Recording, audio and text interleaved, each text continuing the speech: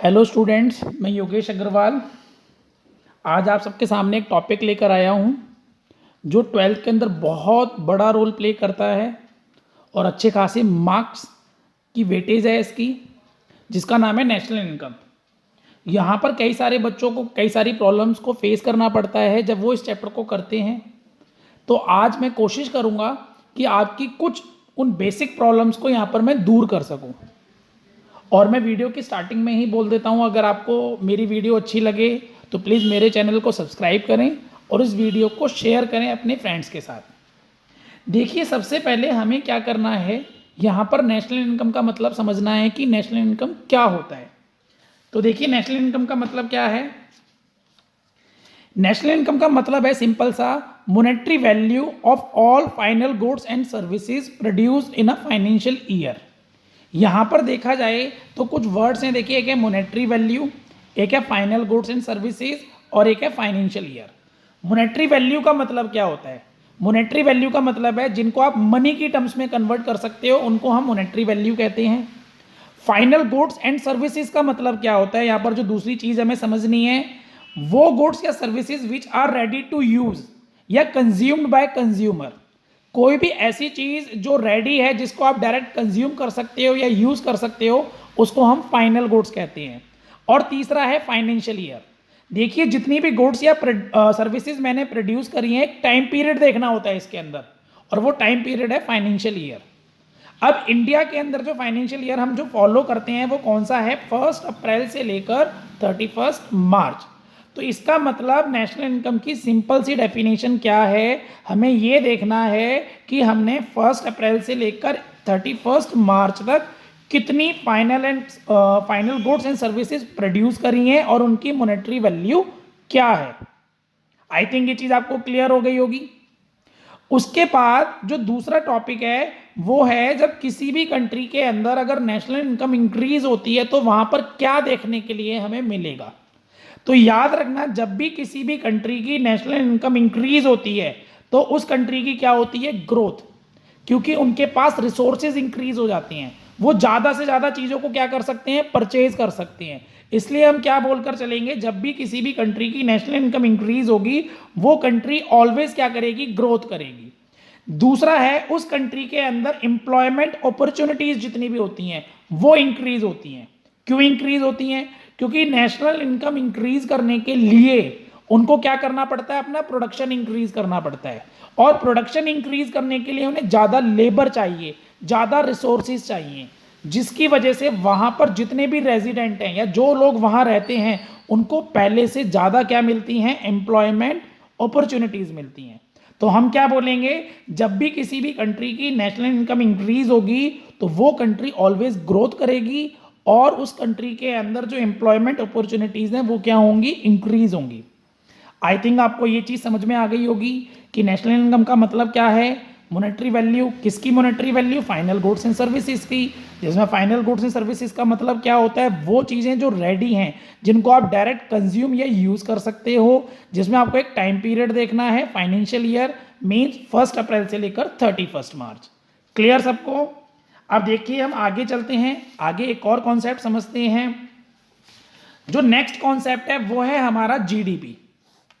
याद रखना, जीडीपी और नेशनल इनकम, कई लोग सेम बोलते हैं कि भाई नेशनल इनकम या जीडीपी बात सेम है। मैं बोलूंगा थोड़ा सा डिफरेंस है जीडीपी और नेशनल इनकम के अंदर। नेशनल इनकम के अंदर क्या है, हमें यह देखना है कि फाइनल गुड्स एंड सर्विसेज मैंने प्रोड्यूस करी हैं कितनी और उनकी मॉनेटरी वैल्यू क्या है। जबकि जीडीपी का मतलब क्या होता है? जीडीपी का मतलब यह है monetary value of all final goods and services produce in an economy in a financial year. यानी देखा जाए तो जीडीपी की डेफिनेशन सेम है, बस यहां पर एक वर्ड आया इकोनॉमी। यानी यहां पर हमें यह देखना है कि जितनी भी फाइनल गुड्स एंड सर्विसेज जो मैंने अपनी इकोनॉमी में प्रोड्यूस करी हैं, और जिसमें इकोनॉमी का मतलब क्या होता है? Domestic territory. डोमेस्टिक टेरिटरी मतलब जैसे हम सब इंडिया के अंदर रह रहे हैं, तो इंडिया क्या है? हमारी डोमेस्टिक टेरिटरी है। तो जितनी भी फाइनल गुड्स एंड सर्विसेज मैं इंडिया में प्रोड्यूस करूंगा, यानी मैं अपने डोमेस्टिक टेरिटरी में प्रोड्यूस करूंगा, उसको मैं किसके अंदर काउंट करूंगा? जीडीपी के अंदर। किसके अंदर काउंट करूंगा मैं? जीडीपी। मीन्स सिंपल सा जीडीपी का मतलब क्या है, सेम नेशनल इनकम, बस इसके अंदर हम क्या देखकर चलते हैं, अपने डोमेस्टिक टेरिटरी यानी इंडियन बाउंड्रीज। जिसके लिए देखिए मैं एक एग्जांपल आपको देता हूं। सपोज करिए राम एक पर्सन का नाम है जिसका एक होटल है लंदन के अंदर, और उसका जो होटल है अच्छा खासा प्रॉफिट जनरेट कर रहा है। अब उसको जो इनकम हो रही है उस होटल से राम को, जबकि राम क्या है, एक इंडियन है, तो बताइए इसको मैं जीडीपी में इंक्लूड करूंगा या फिर नहीं करूंगा। तो मैं क्या बोलूंगा, राम को जो भी इनकम हो रही है वो हमारी डोमेस्टिक टेरिटरी में नहीं हो रही। वो जो होटल है वो लंदन के अंदर है, ना कि इंडिया के अंदर।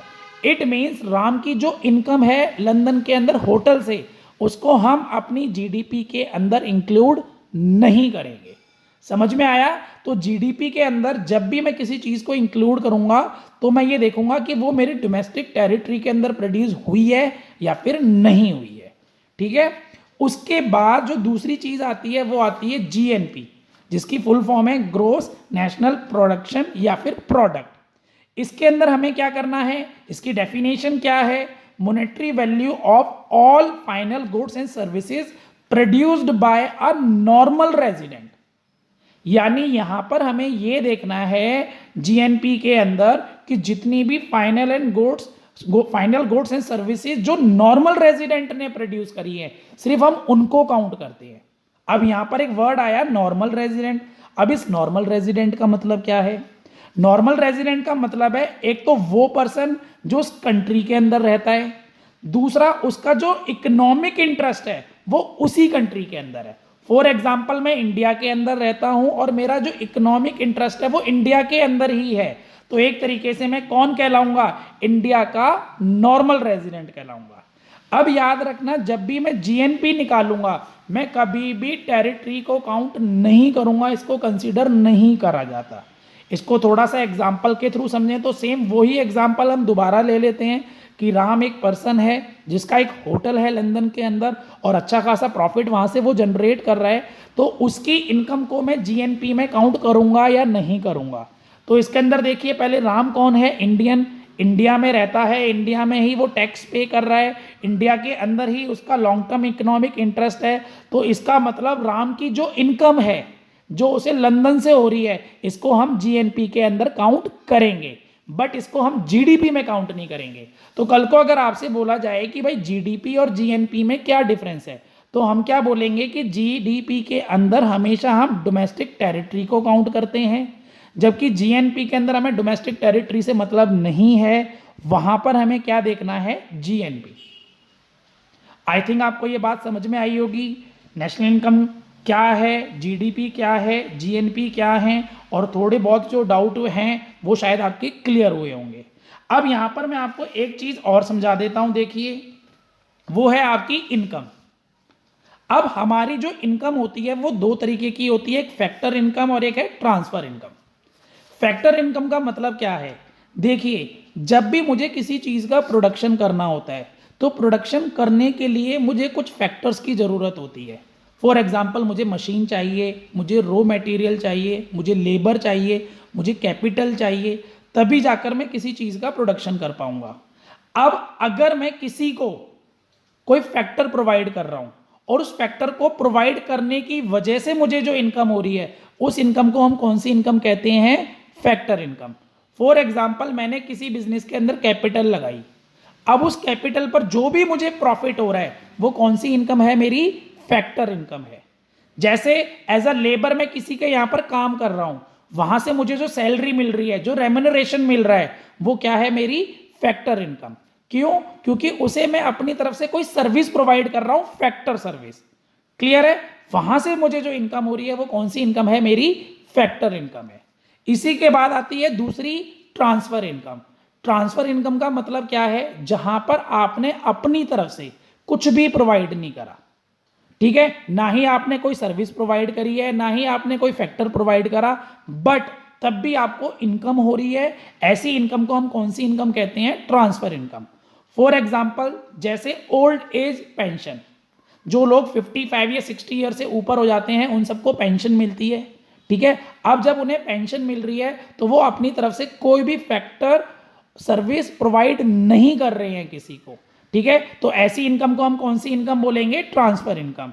और अनएम्प्लॉयमेंट अलाउंस, जो लोग अनएम्प्लॉयड होते हैं गवर्नमेंट क्या करती है, अपनी तरफ से उनको कुछ अलाउंस प्रोवाइड करती है, कुछ पैसे देती है, ठीक है। तो उनको वो जो इनकम हो रही है वो कौन सी इनकम है? Transfer income. इसको अगर हम अपनी लैंग्वेज में समझना चाहें तो एक और एग्जाम्पल से समझ सकते हैं, जो है गिफ्ट। कल को सपोज करिए आपको आपके बर्थडे पर कोई गिफ्ट मिला, तो उसके बदले आपको कोई सर्विस थोड़ी प्रोवाइड करनी है किसी को, तो वो कौन सी इनकम है? आपकी ट्रांसफर इनकम। अगर इन दोनों इनकम में एक डिफरेंस और अगर हम देखना चाहें तो वो क्या है? जो फैक्टर इनकम होती है ना, ये अर्निंग कॉन्सेप्ट है, यानी इसे आप अर्न कर रहे हो, मेहनत कर रहे हो, यहाँ पर आप कुछ ना कुछ प्रोवाइड कर रहे हो, ठीक है। जबकि ट्रांसफर इनकम क्या है? एक तरीके से रिसीव्ड कॉन्सेप्ट, ये आपको मिल रहा है, क्लियर है। इसको आप अर्न नहीं कर रहे हो, यहां पर आप मेहनत नहीं कर रहे हो, क्लियर है। बताइए सभी बच्चों को। देखिए मैंने अपनी तरफ से आज 3-4 कॉन्सेप्ट समझाने की कोशिश करी है। आप सबको लगता है कि ये 3-4 कॉन्सेप्ट आपको समझ में आए हैं तो प्लीज़ कमेंट बॉक्स में कमेंट करिए, ताकि मैं इससे आगे जाकर आपको और चीज़ें समझाने की कोशिश करूं। और अगर मेरी वीडियो आपको पसंद आई है, प्लीज़ इस वीडियो को लाइक करिए, कमेंट करिए और ज़्यादा से ज़्यादा अपने दोस्तों के साथ क्या करिए? शेयर करिए। Thank you.